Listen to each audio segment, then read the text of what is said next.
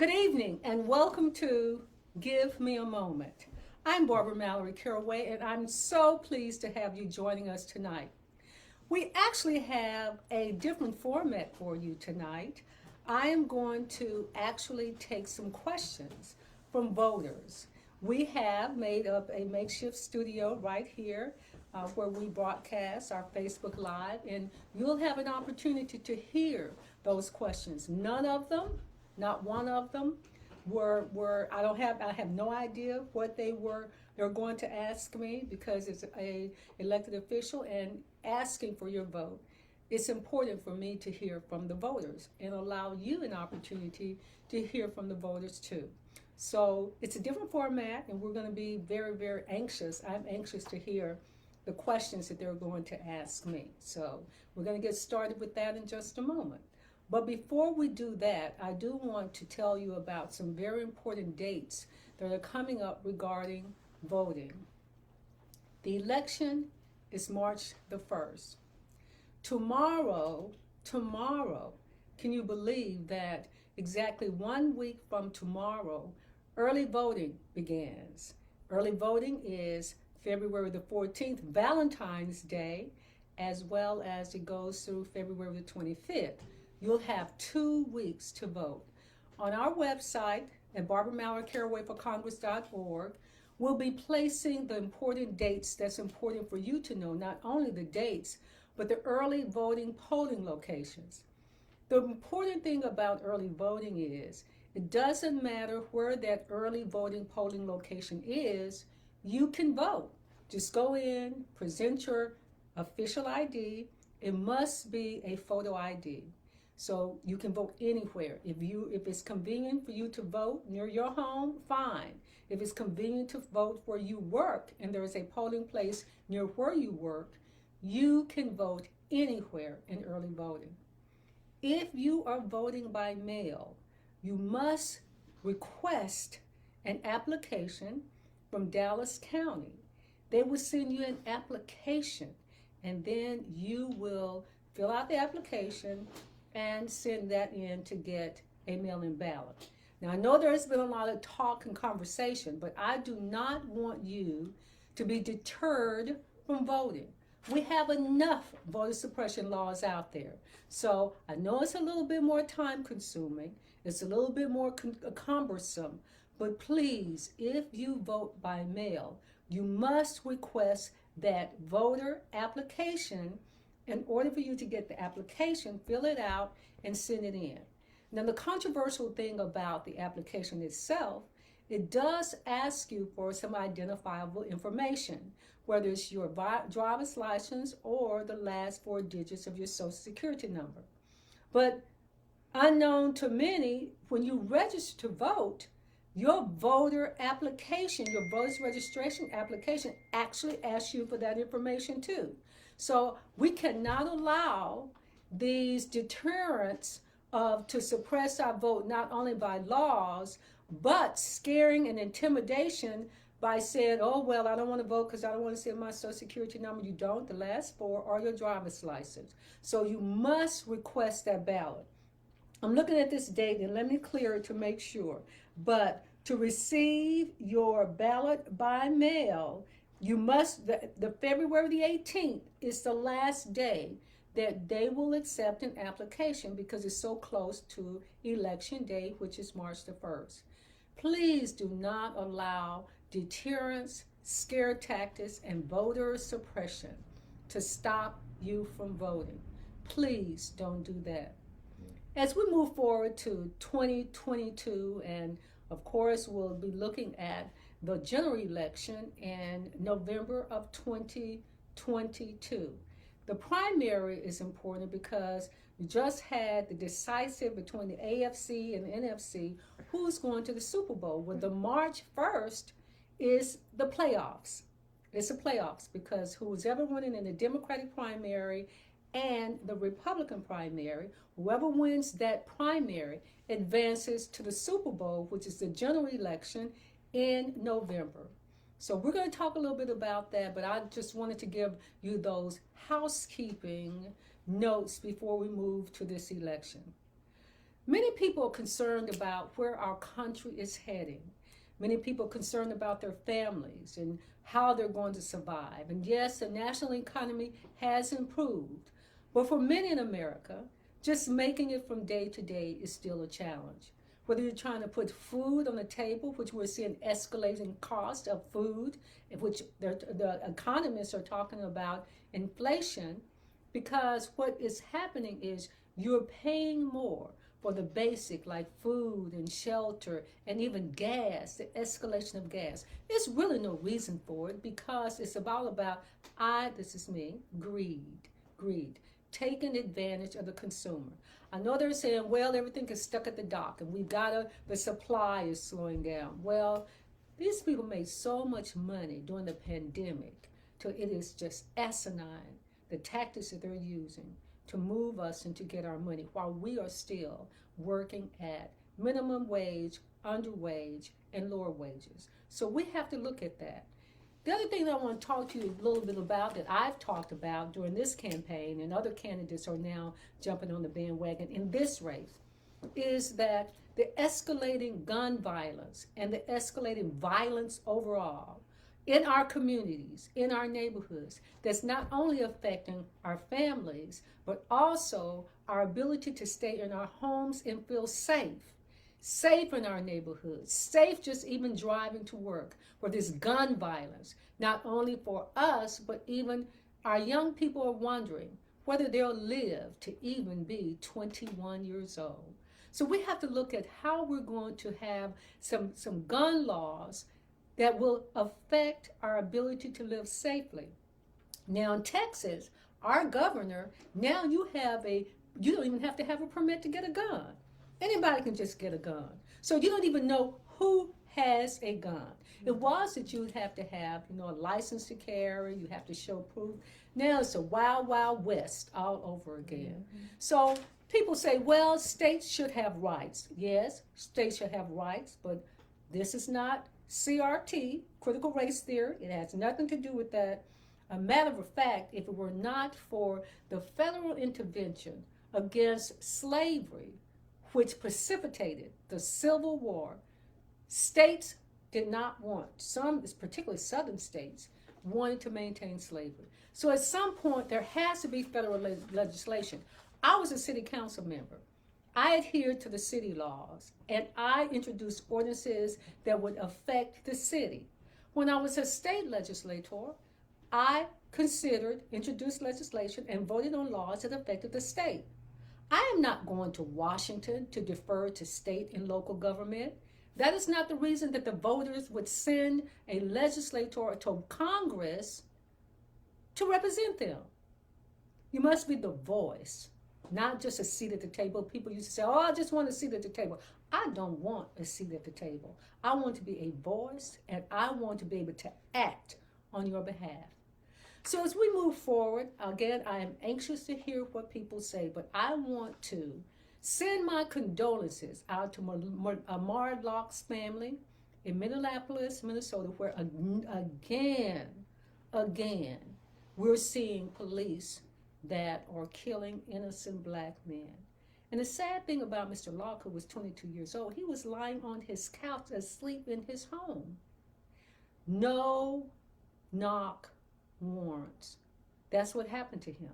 And now the mayor has said that they're putting a moratorium on those no knock warrants. And that is why I have consistently said that I understand the roles that law enforcement plays in our communities.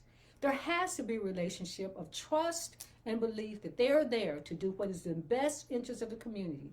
That has waned even more drastically over the killing of George Floyd, who's also from Minneapolis, Minnesota. So my position, and I've been consistent about this, I am not for defunding the police. People have introduced 185 bills to do all kinds of stuff that's affecting law enforcement. But I do believe that there has to be a trusting relationship that to make our communities safer, to feel that they have our best interests in mind. So what I want to make sure is that there is a database that will report police officers. It makes them accountable. Everyone must be accountable for their actions, including the police. I respect law enforcement. I respect authority. And so we have to look at how we can coexist in this very volatile world, the world that we're living in, and more importantly, here in the United States of America. So at this moment, I'm going to put myself on the hot seat. Now, the way this is going to work, you will have an opportunity. You're going to hear their voices right now because I'm on Facebook, and I'm not this high tech where I have cameras where you can actually see. But later on, as part of, so that you will know that later on, as part of our quote unquote broadcast, these individuals, you will be able to see them, because the way technology does work is that we could insert their questions as part of our broadcast. So at this time, I'm going to start our show in the next segment to get questions from voters. These people are actually voters, and we want to hear, and I want to hear questions that they have. Again, they have not been pre-screened, they have not been pre-approved, and so whatever they choose to ask me is what I'm going to answer. And so we're going to do this, if you would, I'm going to ask whoever has a question to just slightly raise their hand for formalities so that we won't interfere or talk over everyone. So at this moment, I'm going to take questions. So, and for all African Americans at this moment, so you'll know because you'll see them, we have females, we have different age groups here who are represented. So at this time, I'm on the hot seat to answer your questions. Yes, sir. And that most of them have on masks, but let me just make that clear. When you see them, we're practicing protocol, we're practicing social distancing. I don't have a mask because I'm far enough away, 6 feet away, and they are too, but they have on their masks, or at least most of them. But we are practicing social distancing. COVID is very important. It's very, very important because we're not through this pandemic yet. So, yes, sir. Yes, and if you want to give your name, you can give your name too. My name is Ronnie Canada. Barbara, I have a question because what particular skill set do you have that would give you an advantage over your competitors who are running for Congress? What experience do you bring in that they may not have to ensure that we can compare reality? Well, thank you so much. And that question is a loaded question. Because what I know, people use those words advantage, what separates you from your opponents, and why should we vote for you? Well, what I am doing is presenting my record to the public. It's out there. There's nothing that I can do. If you wanted to look at how I voted on a particular, ordinance or a particular, what we were looking at, anything that budgets that had to do with the city and anything. As a legislator in Austin, there is a record. If you want to look at any law that I consider voting on, you may look that up. So you are right in terms of, you say, what makes me different? But I am not comparing myself to these other candidates, because what I am doing is working very hard for everyone's vote. I am putting my record out there. I have been very clear that I have been consistent, dedicated, and committed to this seat, because I have been running for this seat for several terms. I have not tried to switch this race, that race, or abandon or quit another race in the middle of a term to run for another seat, to see where I'm going to land. And I think that's very important, because I have been consistent about my desire to serve this district.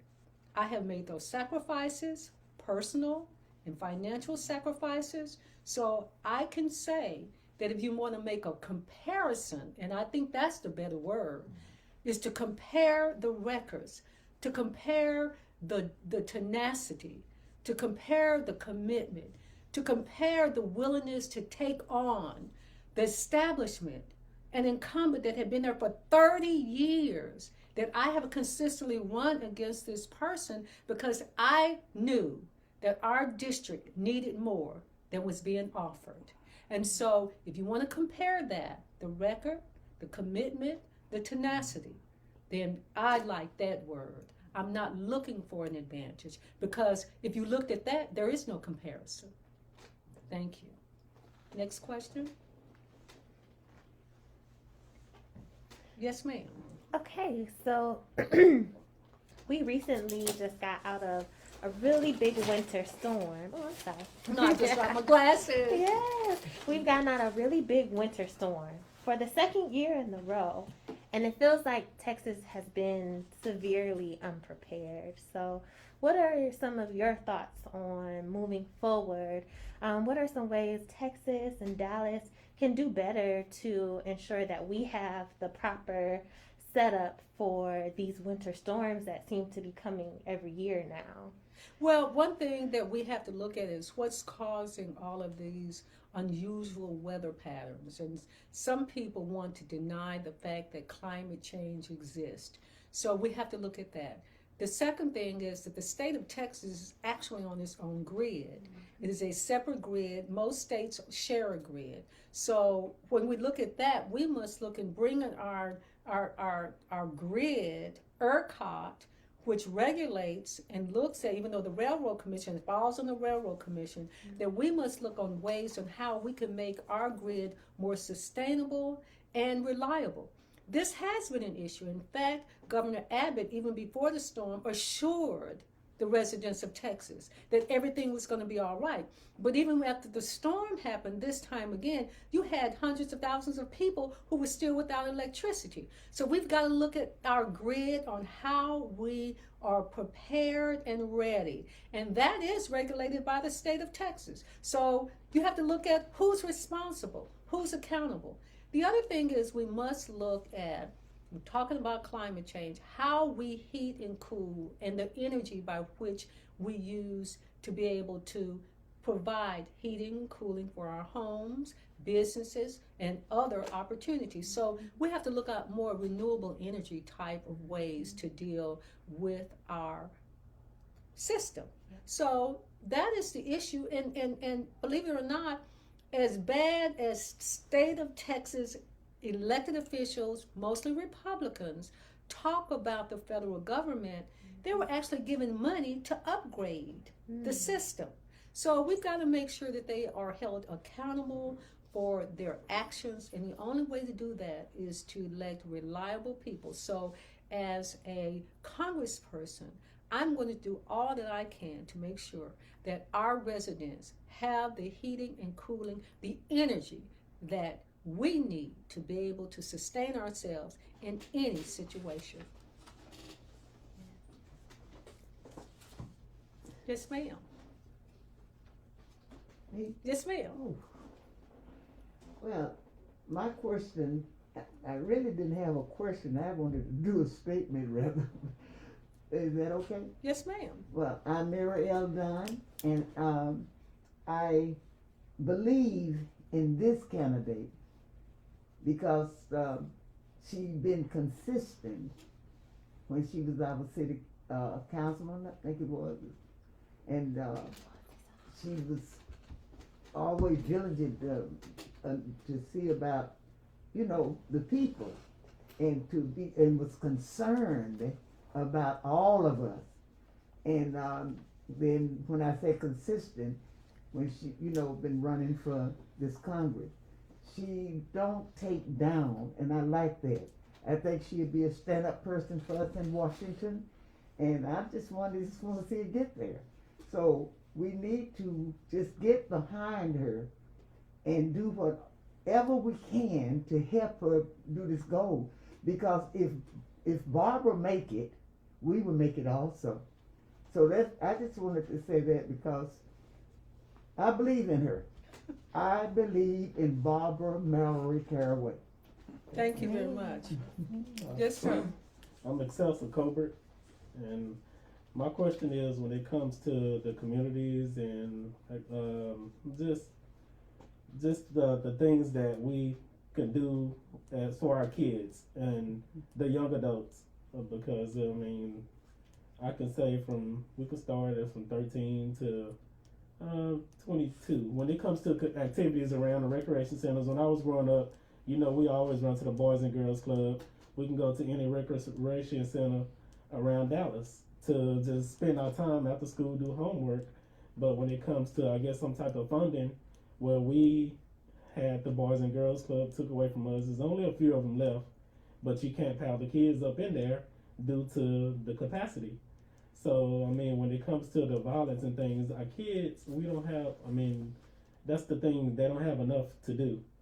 And when it comes to their attention, so we constantly pushing them to these little league sports and all this stuff, and we invest the money into those, but it's not regenerating back into the community so we can get our kids molded to be in other positions, like in other communities. So I'm just wondering, how would you kind of like... Well, the good thing about this is I always talk about my record. I do have a record. Mm-hmm. Even during my days on Heaven 97 KHBN radio station, we were always involved in the community, making sure that we had activities were conducive to the values of the family and young people. Even as a member of the Dallas City Council, I created the Dallas Youth Commission. And fortunately, it is still going on. And as part of that youth commission, it gave young people, you had to be in high school, to be able to see how government works for them, see what we can do. We really did work hard to put money into the budget. When Mr. E, you talked about those recreation centers, well, what happened to the funding? What happened that it is now no longer a drawing place for communities? Well, it's because we have to make sure that there are programming available, that there are people who are dedicated to the communities. And the other thing that I'm concerned about, we cannot allow our recreation center to be an additional prison to pipeline, the pipeline to prison, because what happens too, in some cases, I just don't want to think that I'm dissing the community or anything like that, but this screen came up. I don't know if that matters, but what happens is, they write you up at the recreation center like they do in school. So, and then you begin this other process that you've got to fight even another system. But I love the opportunities. My nephew has gone to the recreation centers. They offer programming. I think too that what communities have to do is see the value in those recreation centers, see values in the programming. They offer all kinds of opportunities, all kinds of programs, after school help, all kinds. So continue those funding. They get private and all kinds of grants to be able to do that. So we must do that. As a legislator in the Texas legislature, I didn't need legislation to initiate the Career Futures Initiative. That was an initiative that I took on, that I got public and private entities involved in. Number one of the hardest groups to find good paying jobs. It gave them a glimpse into what it is to work in the private and public sector. Is that it's hard for teenagers to find jobs. But now what my program did is said, okay, we're going to go and we're going to hire and partner with public and private industries and hire young people 16 to 18 years old. Because see, when you get past 18, it's easier. But I'm not saying it's not hard, it's just easier. And to give them a different look. There's nothing wrong with fast food jobs or anything like that, but give them an opportunity to see what happens in the when they have the opportunity to work in a different environment. So I did that. We also, as part of this Career Futures Initiative, it's so hard for young people to get into college. And so there are a lot of colleges now who are abandoning these pre-college entrance exams. But as part of that, I offered free college entrance exams. And I must say that the disappointing thing about it is sometimes people feel that our communities and the district that I'm seeking to represent, asking the voters to send me to Washington, are a little bit even intimidated about participating in programs like that. So sometimes I didn't get enough participation within my district. I actually had to open it up. So we have to continue to inform and to educate our young people about the opportunities that are out there. So that's what I did. And I didn't even have to introduce legislation. I just did the work. So that is what I will do. And you're absolutely right. They need other options. I am for technology. That is what they're interested in. They stay on these games all day and all night, but it teaches them a skill. But maybe in the future, they will use that to get a job. But we have to continue what they used to call the basic three: reading, writing, and I know I'm not saying this correct. Don't say Barbara Caraway said was mispronounced. I know exactly what I'm saying. Reading, writing, arithmetic. Yeah. That's what we have. Reading, writing, because it's still the basics that drives the world and this economy. And they must become multilingual.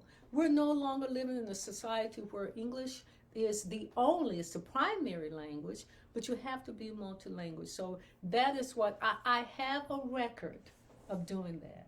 So that is what I would do and encourage them. Because you know what I found out the other day, which disheartened me a lot, is that I was talking with my brother in St. Louis, and we were talking about the fact that now, do you know there are so many preteens who are committing suicide and thinking about it because they have given up hope on our society.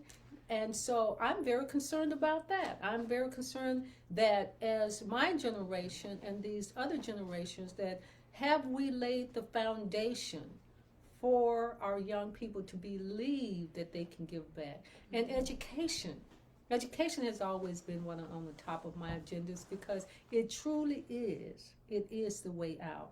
I know everybody's not going to go to college, even though I promote college, because that was my way. That is what my parents told us. But I understand not everyone is going to college, so we must have trade schools. We must have to have the opportunity for them to be skilled labor.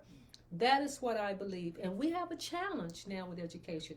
It is hard being an educator. It is hard, especially now after this pandemic, especially before, but now it's doubly hard because, we were out for the weather, 2 days for the weather. And then you got the fact that we were out for the pandemic. You had virtual learning. So I have more admiration for educators because you have a challenge with people even filling for substitute teachers. People are afraid to go into the educational system. So education also is one of my keys. And as I did as part of my efforts in the House and on the City Council, I'm going to institute an institute where I'm going to choose students and I'm going to track them throughout the time that I'm in Congress. I'm going to track them and give them the resources that they need to be successful. I'm not just going to have some kind of program for flowers and make any kind of promises. Because what Joe Bagby, when I first started running for office, told me, what you do is promise to do a good job. And what my brother told me, you don't make promises that you cannot keep. And I do not make veiled promises about things that I cannot keep. If I say it, I'm going to do it. As you close out, what about the veterans, the VA hospitals, and healthcare, and the high drug prescription drugs? Well, that's good. Healthcare is always, when they started, it used to be that you worked on a job, you could get affordable healthcare. And then the money kicked in. It became a commodity.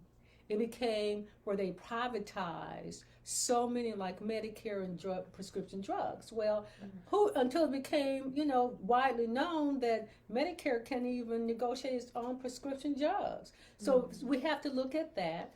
We have to look at, there are many options that have been discussed, whether it's Medicare for all, whether it's universal health care, single payer, whether it's, I support all of it, whatever your choice, keeping your own insurance. There should not just be one fit all. And the other thing about it is that what we're looking at it's people can't, it's too expensive, even with Obamacare, which gave the option, because before Obamacare, it didn't matter how much it cost.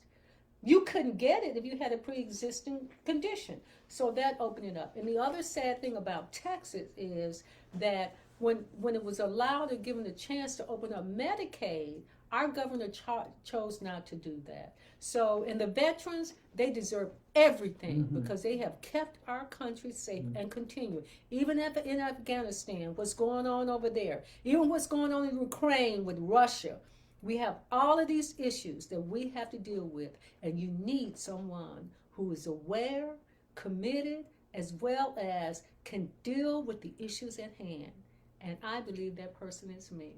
So as we move forward until February the 14th, a week from Tuesday, starts early voting through the 25th, and I would appreciate your vote. I'm going to end with this quote. You know, someone asked me, why are you running again? And I'm going to say, because I'm committed. I'm going to do like the apostle said. I have run the race. I have stayed the course. I kept the faith. I'm asking you to help me get over the finish line. I'm Barbara Mallory Caraway, and thank you for giving me a moment.